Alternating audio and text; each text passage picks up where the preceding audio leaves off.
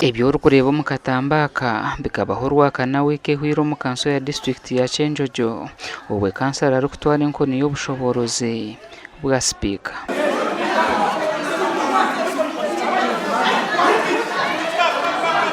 Owahambire enkoni erikuha sipiika obushoborozi ni Reverend Moses Atuhire kansara w'egomborora ya Kyarushozi kandi ogwo akaba nahakanisa okuhamya izina rya chairman w'akakiiko akarikugaba emirimo omuri Kyenjojo eryabaire rihirwe chairman wa disitulikiti ya Kyenjojo n'akakiiko ke. Turonzere Reverend Moses Atuhire otugambire kyamwihire omu mbeera akahamba enkoni ya mukama w'omu kanso kandi ntagira ngu akaba nahakanisa izina eryatoorerwe. Bazara busa abairali ha commission ya Kyenjojo tatendinga meeting service commission meeting musanju zona takaza atendingaga enguzi kankwecho kurora omusango issue ya ba position ya DEO Kyenjojo baka advertising abantu ba applying omulema wa interview bazikora service commission ya bazara busa eyaro yale magabu omulema. Moses nagira ngu akashaba sipiika kugira eki yashoborra aha kutoranwa kwa Bazara Busa Fred okutoranwa nka chairman w'akakiiko akarikugaba emirimo bitakanga kumuha akagisha nikwe kuhamba enkoni.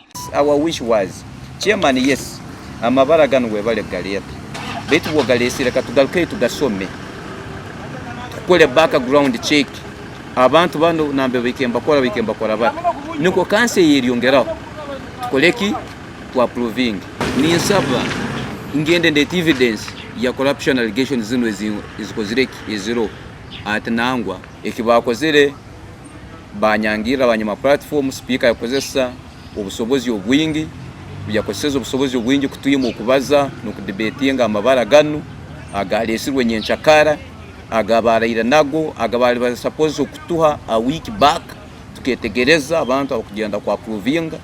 Chairman wa district ya Kyenjojo Gilbert Rubihayo ahizobe ryakamanyisa ngo Moses arikugamba haro Bazara Busa nebishoba ngo habwo kubatayine bujuruzi.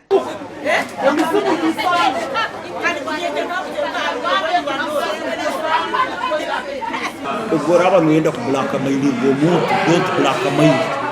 Me, I don't extort money, I don't give bribes, I don't accept bribes. So even the person, I will never allow anybody kugamba nominating or bribes. So if you are choosing anybody, come with evidence. Ogambe so and so was extorted. So and so was extorted. We have recruited a number of teachers, we have recruited nurses, we promote staff, we promoted an education officer to senior education officer, we promoted the procurement officer to senior procurement officer. We recruited two engineers. We promoted and recruited the town clerks, 3 of them.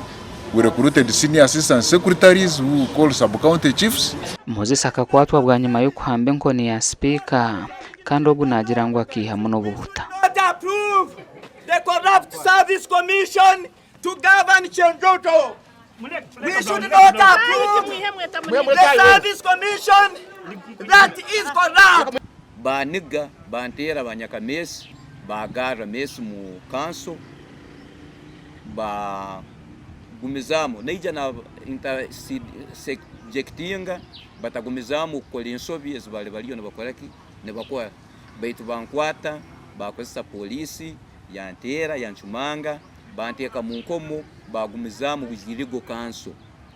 We cannot approve service commission that is charging our daughter and sons money. Gasha kwa Daniel Bingana.